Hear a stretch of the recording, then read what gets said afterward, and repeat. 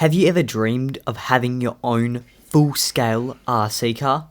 Well, in this video we're making the base block to this. This project could also be used for my RC boat I'm currently building, or something else insane.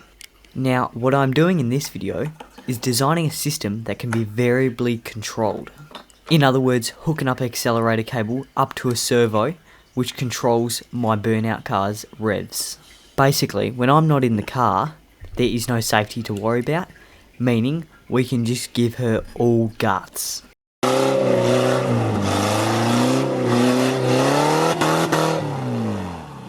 Can you not imagine the amount of power you will have behind a full-scale RC car, basically? It's crazy to think nowadays that a small, tiny little remote can power a big car. Another sick idea would be creating a rudder control system for my remote control boat, just to steer which way I want to go in the sea. But me personally, I think that having a full-scale RC car would be sick.